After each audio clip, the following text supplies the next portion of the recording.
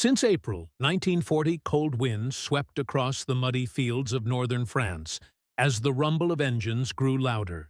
The 3rd SS Division, Totenkopf, known as the Death's Head Division, was on the move.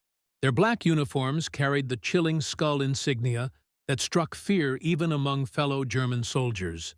These men had once guarded concentration camps. Now, they were being sent to the front lines to fight. They came from a background darker than most soldiers.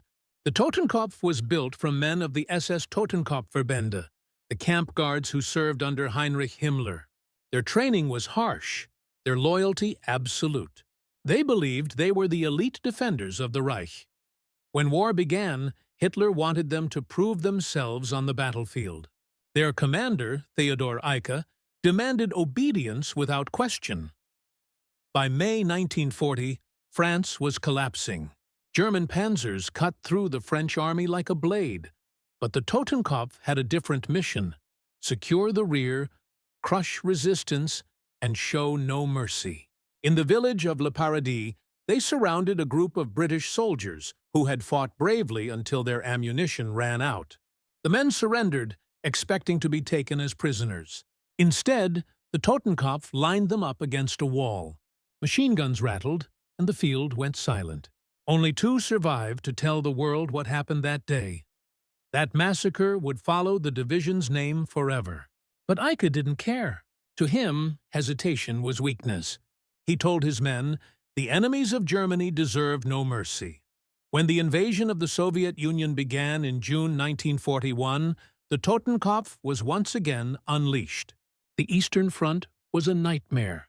Mud, cold, and endless death. But it was here that the division earned its reputation as both fierce and fanatical.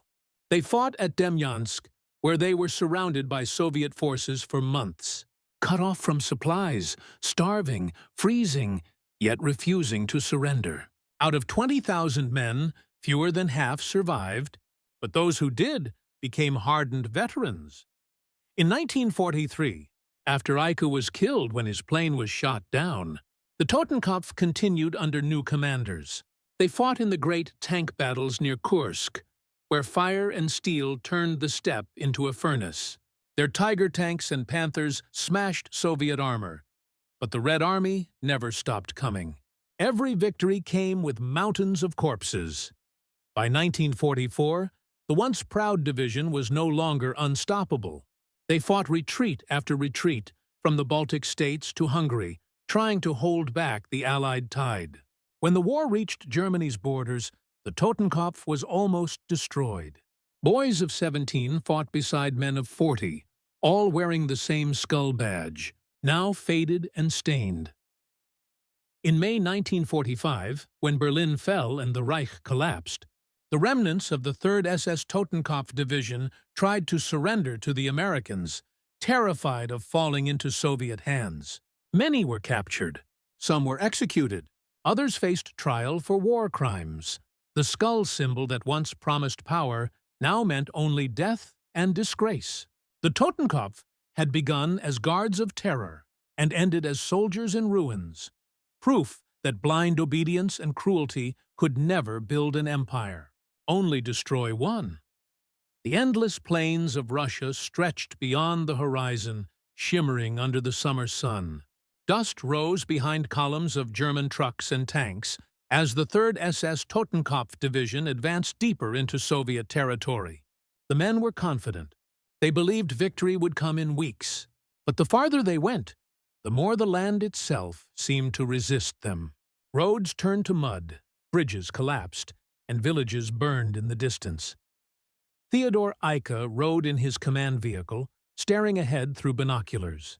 His voice, cold and sharp, cut through the roar of engines. Forward. No rest until the Volga. The Totenkopf men fought with brutal efficiency. Villages that resisted were wiped out, partisans hunted down, and captured Red Army soldiers were shown no mercy. Their orders were clear: no retreat, no weakness. The skull insignia on their collars wasn't just decoration, it was a promise of death. By September, the Totenkopf reached the town of Demyansk, a small name that would soon become infamous. Soviet counterattacks struck like lightning, and within days, the division was surrounded. The sky turned gray with winter clouds. The temperature dropped. Food ran out. Inside the encirclement, chaos began. Frozen bodies lay in trenches. Wounded men cried out for help that never came. The snow mixed with blood. Yet Eike refused to surrender. He gathered his officers in a shattered farmhouse and slammed his fist on the map. "We do not retreat. We are SS. We hold until the last man." Supplies came only by air. Tiny German transport planes dropped crates through enemy fire. The men fought for every bullet, every loaf of bread. For months, the Totenkopf held the line.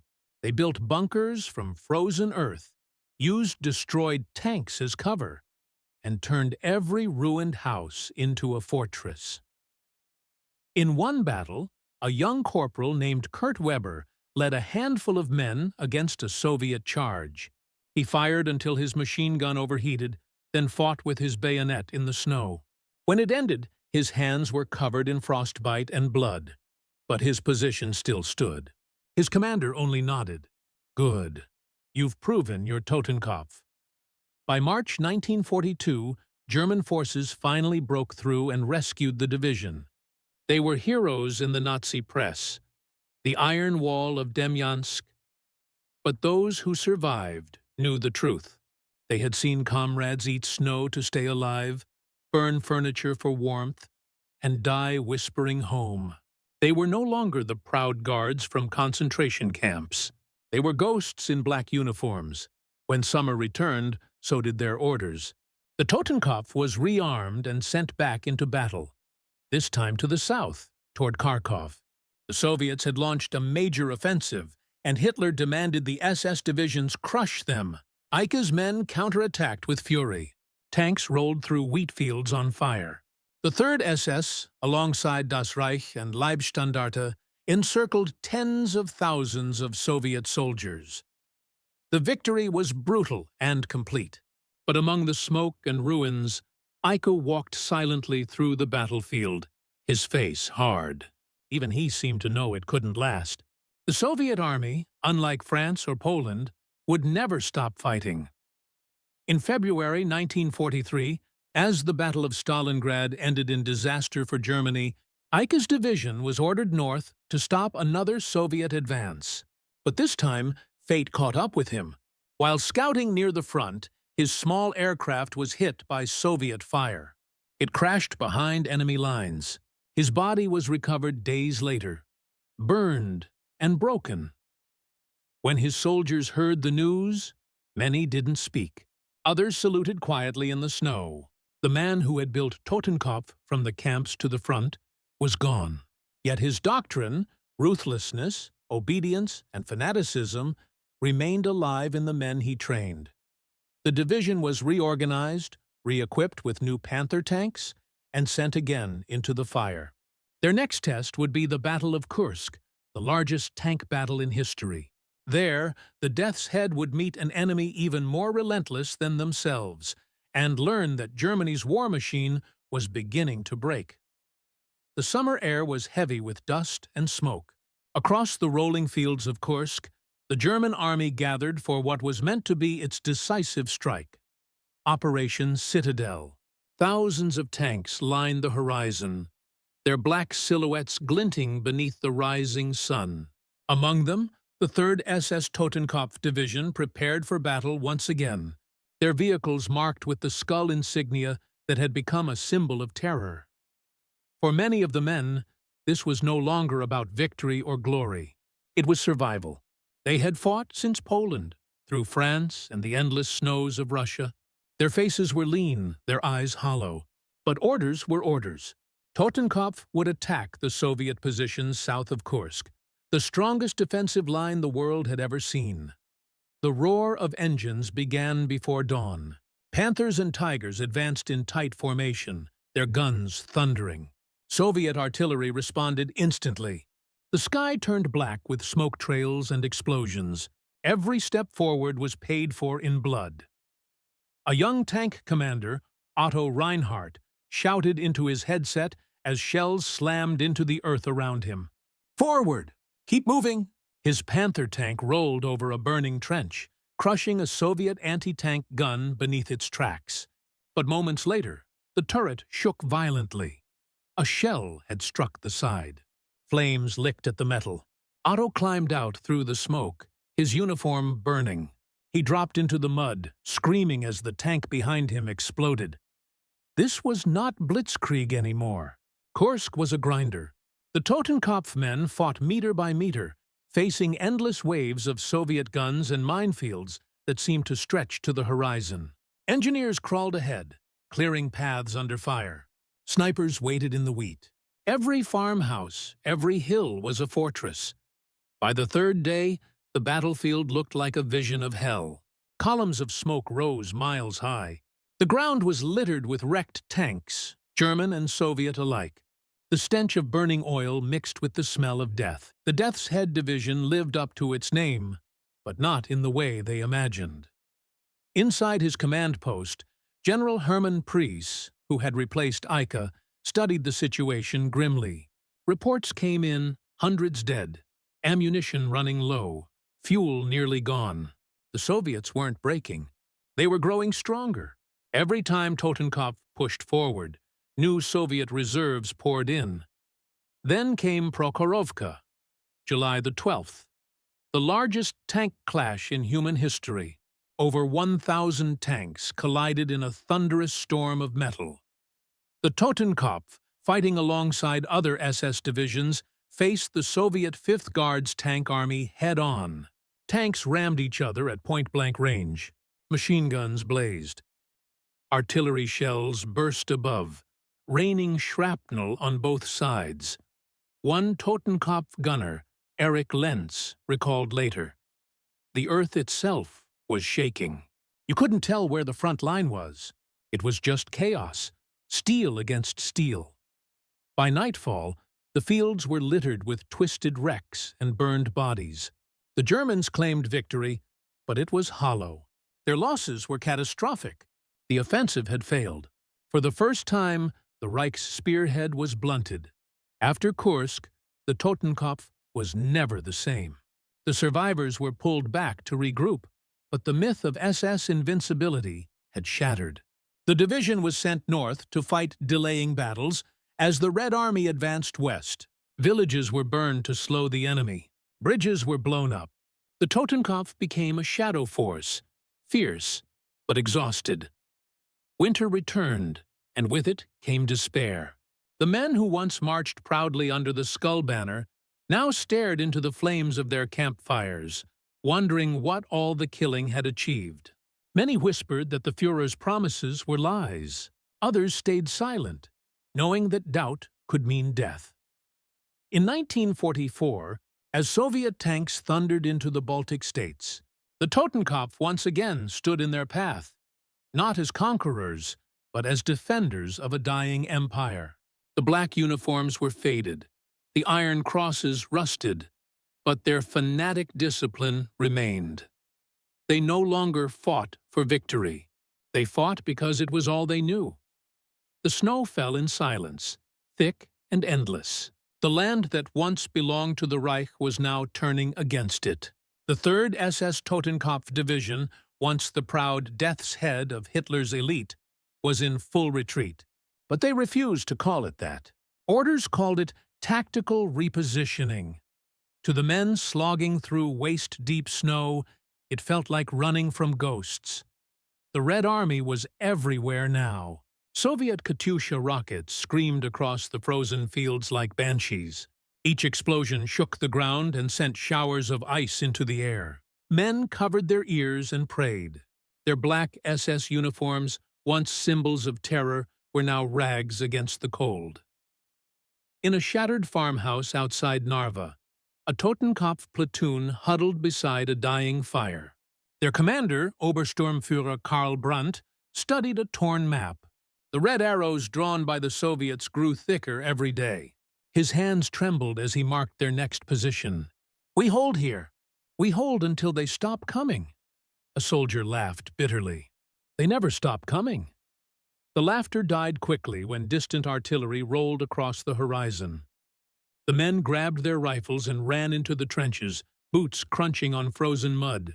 Across the field, flashes of light revealed hundreds of Soviet silhouettes advancing through the snow.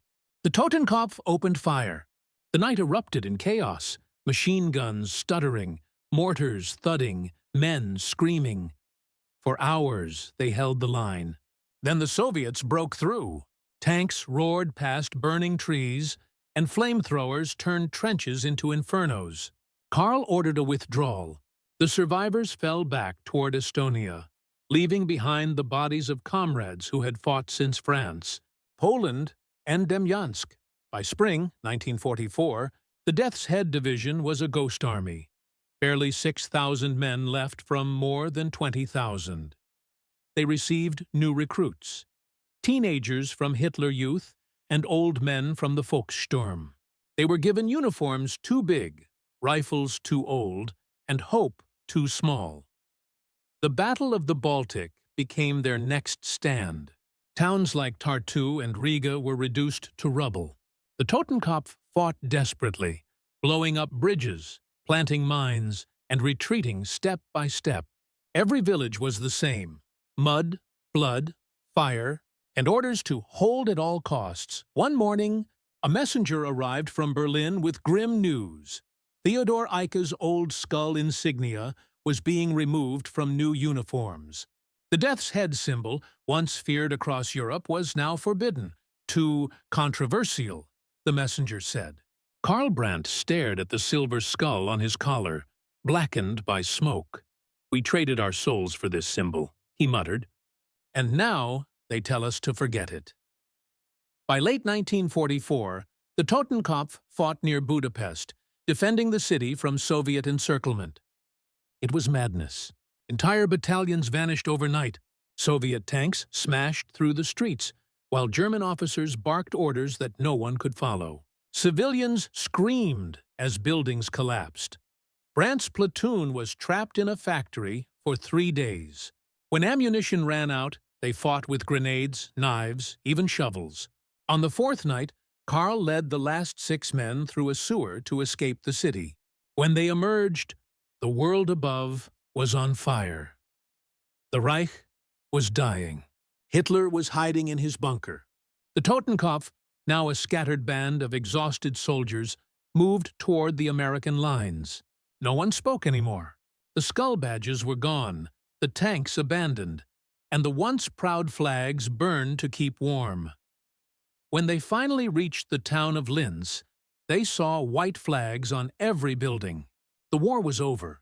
Karl Brandt stood at the edge of the road, his face hollow, his rifle hanging from his shoulder. He turned to his men. Only 4 left now. "It's done," he said softly. "The Death's Head is dead." They surrendered to American forces the next morning. There were no speeches, no honor, just silence and disbelief. In the months that followed, trials began. Photos, testimonies, and confessions painted the full picture of what Totenkopf had been. Ruthless killers shaped by cruelty and fear. The symbol of the skull, once their pride, became a mark of shame. Karl Brandt sat in his prison cell, staring through the bars. He whispered the same words he had told his men years ago at Demyansk. "We hold until the end." But this time, there was no end to hold, only history's judgment. The war was over, but for the men of the 3rd SS Totenkopf Division, the real reckoning had just begun. The black uniforms were gone, burned or buried in the mud, but the invisible weight of what they had done could not be stripped away. Rows of prisoners stood behind barbed wire, the same kind they had once used on others. The sky was gray, rain mixed with ashes. American guards patrolled with hard eyes, rifles slung casually over their shoulders. Inside the camp, the former Death's Head soldiers sat on the ground, silent and hollow. Some stared at their hands, others at nothing at all. The fear was no longer of bullets or bombs, it was of memory. Karl Brandt once an SS officer who led men across half of Europe, now sat alone on a wooden crate. His boots were torn, his head shaved. He clutched a metal cup of thin soup and thought about the sound of engines in Demyansk, the screams in Kursk, the burning fields of Narva. Everything he had fought for, every order obeyed, had turned to dust. A young American officer approached, holding a clipboard. "You were SS, right?" Karl nodded slowly. "Totenkopf," the officer said, reading from the list. "You were Death's Head," Karl didn't reply. There was nothing left to defend. The officer stared at him for a moment, then muttered, "You people followed monsters," and walked away. That night, thunder rolled across the camp. Lightning flashed against the barbed wire. Karl lay awake, unable to sleep. He remembered Ika, their first commander, his iron voice, his obsession with obedience. "Mercy is weakness," Ika had said once. "A soldier's duty is to obey, not to feel." Those words had shaped an entire generation of killers. Now, under the cold light of defeat, they sounded like madness. In the courtrooms of Nuremberg, the names SS and Totenkopf echoed through the chambers like a curse. Judges from the Allied nations listened as witnesses recounted the massacres of Le Paradis, the mass shootings in Russia, the executions of prisoners. Photographs filled the screens, men with skull badges standing before burning villages. Some of the captured officers sat motionless, others trembling. A few tried to claim ignorance, saying they had only followed orders. But the evidence was overwhelming. Testimonies from survivors, intercepted orders signed by their commanders, and diaries written by the soldiers themselves revealed everything. Karl Brandt's name appeared in one file after another. He had not been a high-ranking commander, but he had led men who killed without question. During his trial, he stood straight, his voice calm. "I believed I was serving my country," he said. "I believed I was defending civilization." The prosecutor leaned forward. "Civilization does not shoot prisoners. Civilization does not burn villages. Civilization does not wear a skull as a badge of honor." The room fell silent. Karl said nothing more. He was sentenced to 20 years of imprisonment for war crimes, not for what he ordered, but for what he allowed. 11 years later, an older Karl Brandt walked through the courtyard of Spandau, his hair gray, his steps slow. The guards barely looked at him now. He had become just another ghost among many. Sometimes he would sit by the window and stare at the birds flying freely outside. He began writing a small notebook, not a confession, but an attempt to understand. "We believed we were the chosen," he wrote. "We believed the skull meant courage, but it meant death for others and, in the end, for us." He wrote about the frozen trenches of Demyansk, the fires of Kursk, and the boy soldiers at Narva who never came home. Each page bled guilt and disbelief. When he was finally released, Germany was a different world. The SS was outlawed. The skull insignia was banned. The new generation wanted to forget the past. Karl disappeared into obscurity, working quietly at a small factory near Munich. He never wore a uniform again. In a glass display case, under a dim light, rested a faded SS collar patch with a silver skull. The tag read, "3rd SS Panzer Division Totenkopf, the Death's Head." Visitors passed by, silent. Some stared in horror, others in disbelief. The curator's plaque below it read, "Symbols of terror. Let them serve as reminders, not of power, but of what happens when obedience replaces conscience." Outside, school children laughed as they walked through the museum halls. The world had moved on, but behind the glass, the skull still grinned, a relic of a time when men mistook fear for glory. And somewhere in a quiet apartment, Karl Brandt sat by the window, watching the sunset fade behind the ruins of an empire that once promised eternity. He whispered to no one, death's head. We carried it proudly, but it carried us to hell. 2 decades had passed since the Reich had burned, yet the ashes of its legacy still clung to Germany's streets like dust that refused to settle. In the new city of Berlin, divided by a wall of concrete and ideology, the name Totenkopf was no longer spoken aloud. It existed only in whispers, in aging men's memories, and in the nightmares that crept into their sleep. Karl Brandt, now in his late 40s, walked the narrow streets near the River Spree. His coat collar was turned up against the cold wind. To most, he was just another quiet factory worker, a man who kept to himself. But in his mind, the sounds of artillery still echoed. The faces of his fallen comrades still flashed before his eyes. The boys from Demyansk, the tank crews of Kursk, the terrified villagers who had begged for mercy.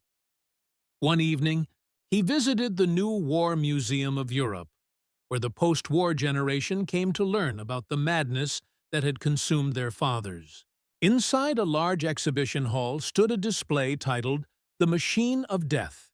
Behind the glass were uniforms, helmets, and photographs of the SS divisions. Among them, the emblem of the skull, the death's head, gleamed under the museum lights. Karl stopped in front of it. He stared at it for a long time. Once, that skull had meant loyalty and strength. Now, it was a mark of damnation. A young student beside him whispered to his friend, "These were the monsters." Karl's chest tightened. He wanted to speak, to say that not all had been monsters, that some had been misled, that some had believed they were fighting for something greater. But the words never came, because deep down he knew it was all lies. Lies fed to them by uniforms, flags, and speeches. Lies that turned men into executioners without conscience. Karl lived alone in a small wooden cabin near the forest. He rarely spoke to anyone. The local children called him the quiet soldier.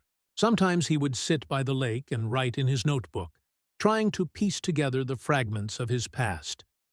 In one entry, he wrote, "We thought we were serving history, but history will never serve us. The skull we wore was not a badge of honor. It was a mirror, and what it reflected was our own emptiness." He often dreamed of his comrades, the laughter before battle, the songs by the campfires, and then the screams. The line between victims and perpetrators blurred in his mind. He had seen friends frozen to death in Russia, burned alive in tanks, and executed for retreating. Yet, he also remembered the civilians they had slaughtered in France, and the prisoners they had gunned down without hesitation. There was no redemption, only memory. The Cold War had turned the world's attention elsewhere, but for Germany, the ghosts of the past still lingered. That year, a new generation of historians began to dig deeper into the SS archives. They published the testimonies of survivors, the photographs from the front, and the orders signed by commanders long dead. The world now saw the Totenkopf Division not as warriors, but as instruments of terror, an army born from the camps, hardened by fanaticism and destroyed by its own cruelty. One night, Karl saw a documentary on television titled The Death's Head, Soldiers of the Reich. The narrator's voice spoke calmly. They were men who believed in obedience above humanity. They conquered through fear and perished in it. Karl turned off the television. His hands trembled. The guilt had never faded, but now the world knew what he had been part of. There was no hiding from it anymore. He opened his notebook one final time.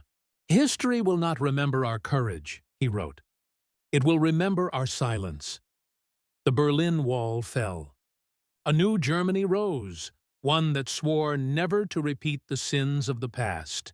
In the newly opened archives, historians uncovered more about Totenkopf's crimes, its structure, its battles, its atrocities. Names long forgotten appeared again in reports and exhibits. Among them, Karl Brandt, former SS Obersturmführer, 3rd SS Totenkopf Division. That winter, Karl died quietly in his cabin. No family, no flag, only a notebook lying open on the table beside a faded photograph of 6 young soldiers standing in the snow, smiling before the Demyansk siege. When officials entered to collect his belongings, they found his final note. To the next generation, do not wear symbols you do not understand. Do not obey voices that demand hate.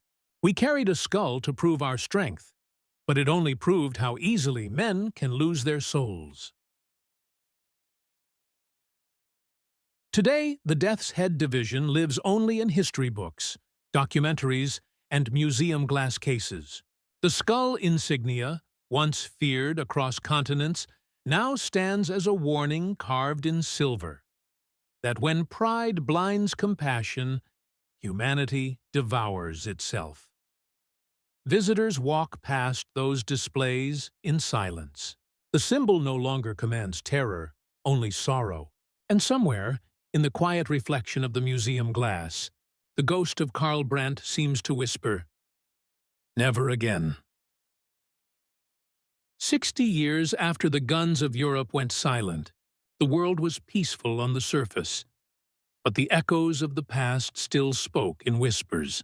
The last survivors of the 3rd SS Totenkopf Division were dying one by one, their secrets buried with them.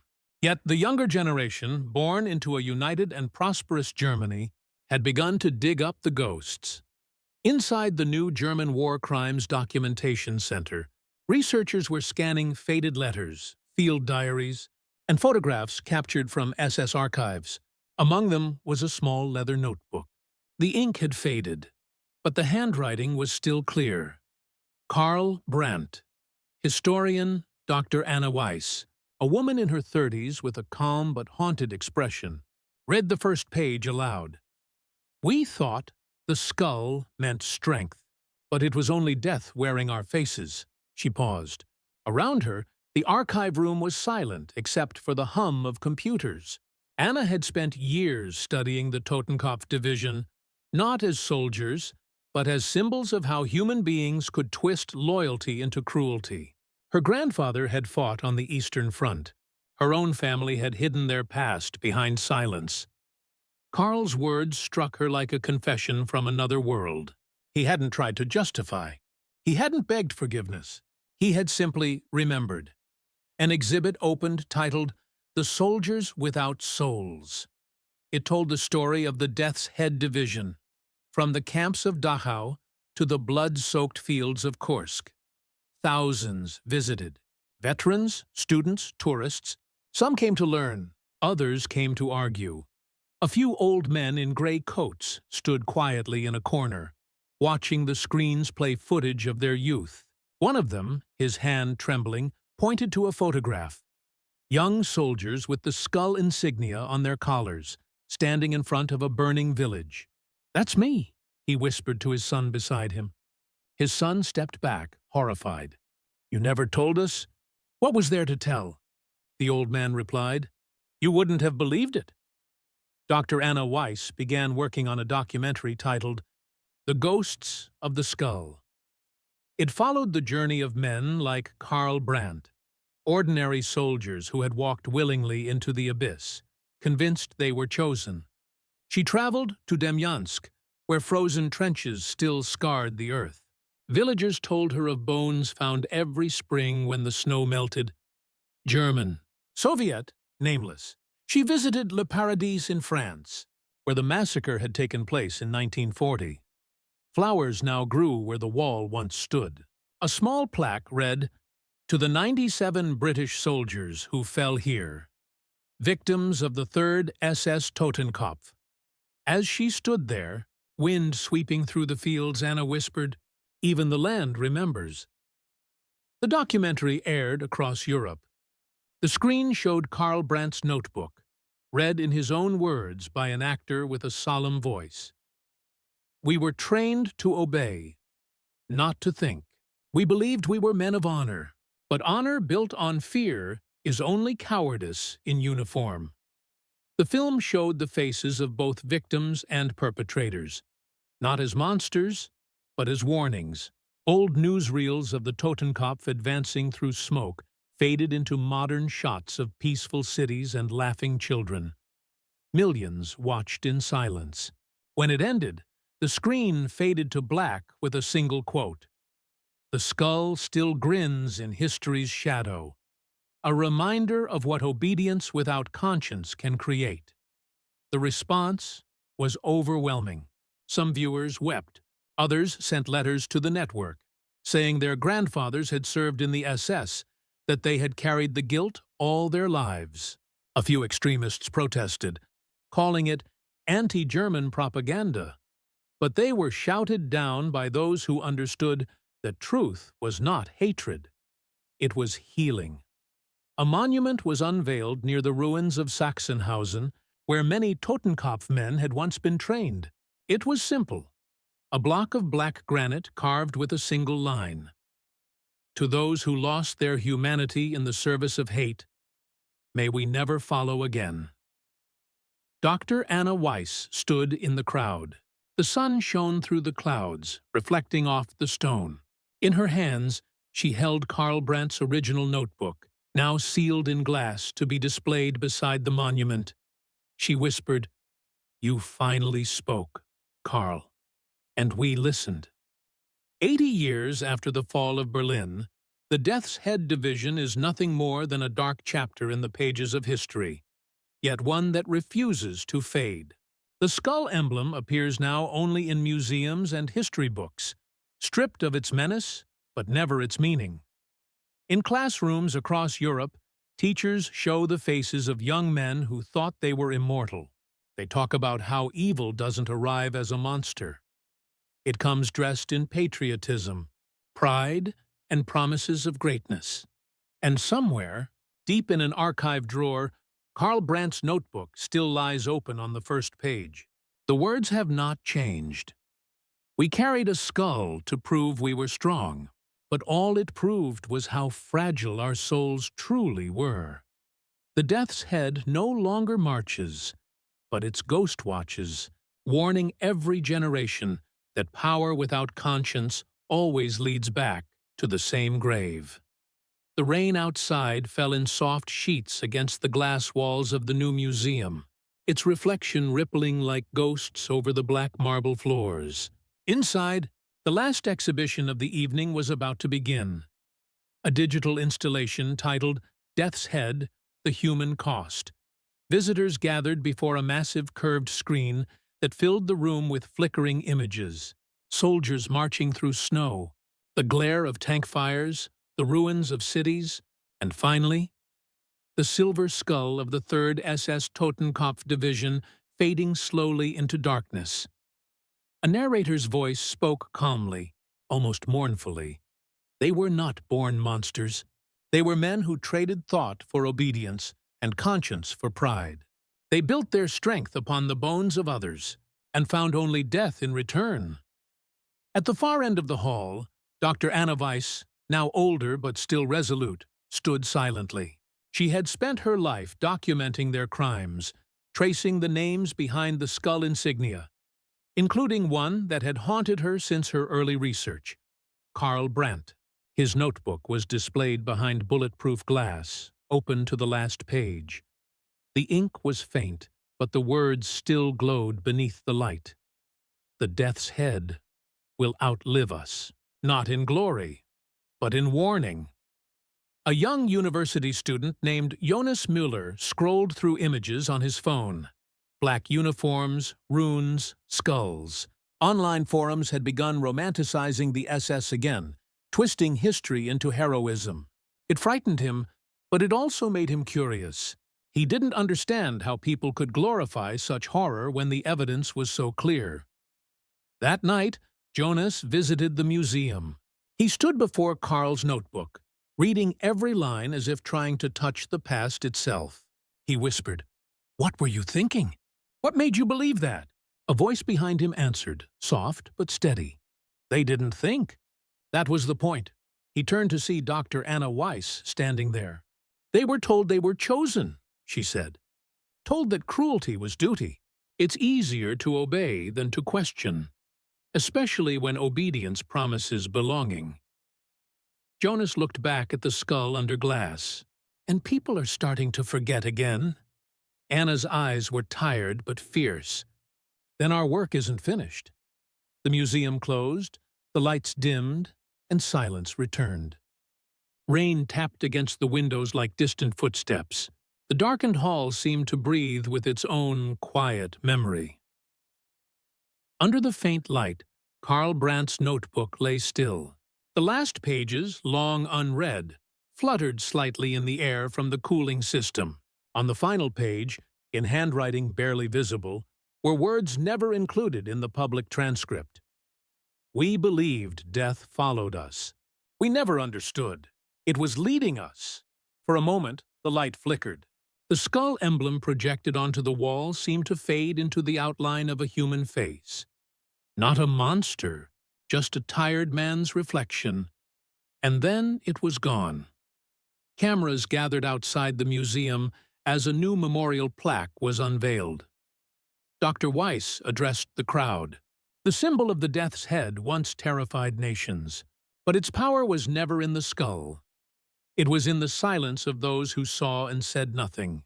Every generation must choose, to remember or to repeat. Her voice trembled slightly as she concluded, "These men once thought they were writing history, but history in the end wrote them, as a warning carved into time." The crowd stood quietly. Even the city's traffic seemed to pause. Jonas was helping catalog new material when he discovered a sealed envelope among the old SS records. Inside was a small photograph. 6 soldiers from the 3rd SS Totenkopf standing beside a tank, smiling for the camera. In the corner, written in pencil, Demyansk, 1942. We were so young. Jonas held the photo for a long time, unable to look away. He thought of the notebook, of Karl, of the museum lights flickering on the glass. These men had thought they were immortal, and now they existed only in paper, memory, and guilt. He slipped the photo into an archival sleeve and whispered, "Rest now. We've learned your lesson." That night, the museum lights turned off, and the halls fell dark. Only the rain remained, tapping softly against the windows, as if mimicking the distant rhythm of marching boots long gone. Somewhere in the shadows, a faint whisper seemed to echo, not of defiance, but of remorse. Never again. And for the first time in 80 years, the death's head finally fell silent.